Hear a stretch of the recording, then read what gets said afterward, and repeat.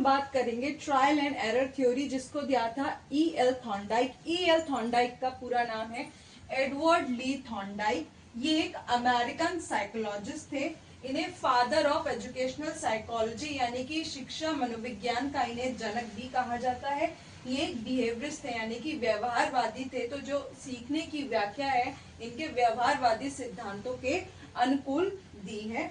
अब इन्होंने स्टिमुलस और रिस्पॉन्स के संबंध के बारे में बात की है, यानी कि इन्होंने उद्दीपक और अनुक्रिया के बीच संबंध के बारे में बात की, जिसके बारे में हम अभी आगे जानेंगे। अब पीएचडी में इनका एक टॉपिक था एनिमल इंटेलिजेंस, जिसमें इन्होंने पशु व्यवहारों के अध्ययन करने के बाद सीखने के सिद्धांत का प्रतिपादन किया। इन्होंने बहुत सारे जानवरों पर प्रयोग किए, लेकिन जो इनका प्रयोग फेमस हुआ वो था भूखी बिल्ली पर किया हुआ प्रयोग। तो आइए जानते हैं इस एक्सपेरिमेंट के बारे में। इस एक्सपेरिमेंट में जो कैट होती है उसको एक पजल बॉक्स के अंदर रखा जाता है, और जो पजल बॉक्स है उसके अंदर एक सिटकनी होती है जिसको दबाने से उस पजल बॉक्स का दरवाजा खुल जाता है। जो बिल्ली होती है, जो कैट होती है, वो भूखी होती है और उस पजल बॉक्स के बाहर भोजन रख दिया जाता है। तो अब जैसे कि बिल्ली भूखी होती है तो वो जो पजल बॉक्स के बाहर खाना रखा है वो उसको प्राप्त करना चाहती है, तो उसके लिए वो बहुत सारे रिस्पॉन्सेस करती है। वो जो पिंजरा होता है, जो पजल बॉक्स होता है, वो उसको नोचती है, खसोटती है, उसके अंदर उछलती है, कूदती है, ताकि मैं कैसे भी करके बाहर निकल सकूं और जो उस भोजन है, जो भोजन फिश है, वो उसको खा सकूं। अब क्या होता है, स्टार्टिंग में वो बहुत ज्यादा ट्रायल्स करती है, और ट्रायल्स करते करते क्या होता है, एकदम से मतलब मीन्स वो बहुत ज्यादा उसको खोलने की कोशिश करती है कि कैसे ना कैसे बाहर निकलने की कोशिश करती है।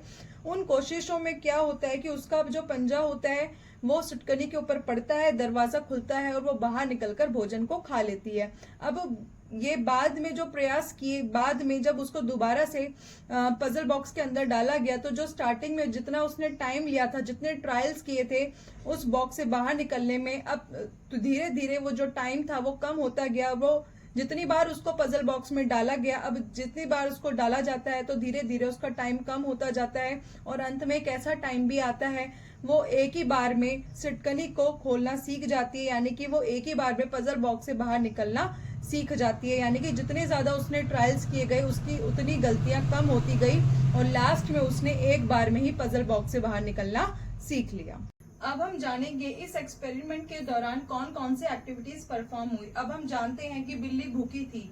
बिल्ली को किसकी आवश्यकता है? बिल्ली को आवश्यकता है फूड की। अब हमें सरवाइव करने के लिए खाने की जरूरत होती है, पानी की जरूरत होती है, हवा की जरूरत होती है। यहाँ पे जो बिल्ली है, जो कैट है, उसकी नीड है फूड। ठीक है, अब उसने अपना गोल बनाया है। उसका क्या गोल बना कि जो पिंजरे के बाहर, जो पजल बॉक्स के बाहर जो फिश रखी है वो उसको प्राप्त करे, ये उसका गोल है। अब जो ये फिश है वो उसके लिए एक स्टिमुलस का काम कर रही है। अब इसके लिए वो बहुत सारे रिस्पॉन्स देती है। ठीक है, अब थर्ड नंबर पर आए, यह एक तनाव की स्थिति होती है जो आवश्यकता से उत्पन्न होती है। ये हमारे अंदर एक बेचैनी उत्पन्न कर देती है, मतलब जिसके लिए हम बहुत सारी एक्टिविटीज करते हैं। अगर आप भूखे हैं तो आप इसके लिए आप क्या करोगे, आप बहुत सारी एक्टिविटीज करोगे कि आपको कैसे ना कैसे करके खाना मिल जाए। अगर किसी को प्यास लगी, उसे चाहिए पानी, वो उसके लिए कुछ ना कुछ ऐसी एक्टिविटी करेगा कि उसको पानी मिल जाए। जब तक ये हमारी जो नीड है पूरी नहीं होती, तब तक हमारे अंदर एक बेचैनी बनी रहती है। अब जिसकी जितनी ज्यादा ड्राइव होगी, जितना ज्यादा, तो उसकी लर्निंग भी उतनी ही ज्यादा अच्छी होती है। अगर जैसे कि आपका डीएसएसबी का एग्जाम आ रहा है या आपका केवीएस का एग्जाम आ रहा है, ज्यादा आपकी हायर ड्राइव होगी, आपकी लर्निंग उतनी ही ज्यादा होगी। ठीक है, अब फोर्थ नंबर पर आता है ब्लॉक। अब यहाँ पे जो ब्लॉक है वो क्या है? पिंजरा, यानी कि पिंजरा जो है वो बंद है। अब उसे उससे बाहर निकलना है। अब उससे बाहर निकलने के लिए वो बहुत सारे रैंडम रिस्पॉन्स करती है।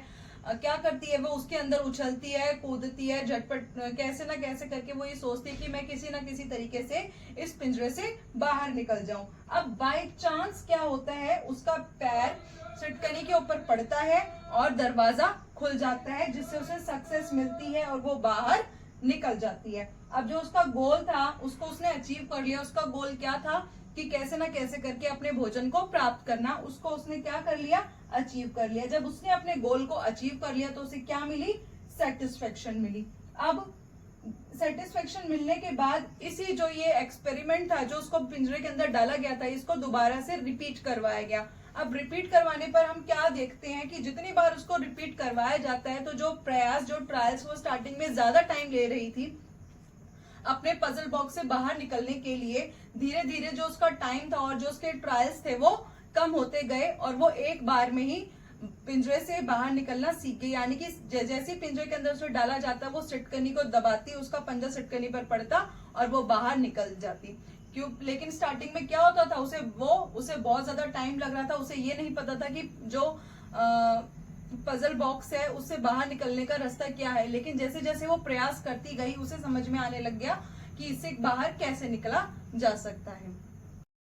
स्टेम्ड इन मीन्स यानी कि बिल्ली में बहुत सारे ट्रायल्स करने पर जो एक सही रिस्पॉन्स था वो करना सीख जाती है। यानी कि वो एक बार में ही सिटकनी को दबाकर बाहर निकलना सीख जाती है, वो करेक्ट रिस्पॉन्स करना सीख जाती है बहुत सारे ट्रायल्स करने पर। अब स्टेम्ड आउट यानी कि जब जैसे जैसे ट्रायल्स बढ़ते जाते हैं तो क्या होता है, जो उसके जो गलत अनुक्रियाएं होती हैं, जो रिस्पॉन्सेस सही नहीं होते, वो धीरे धीरे छटते जाते हैं और वो सही अनुक्रिया को तो सीख जाती है, लेकिन जो उसके गलत रिस्पॉन्स होते हैं वो धीरे धीरे छटते जाते हैं, तो उसे कहेंगे हम स्टेम्ड आउट होना। लास्ट है फिक्सेशन।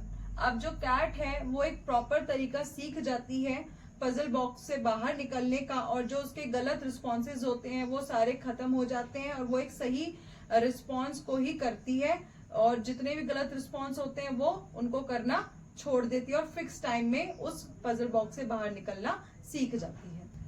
नेक्स्ट वीडियो में हम जानेंगे प्राइमरी लॉस के बारे में।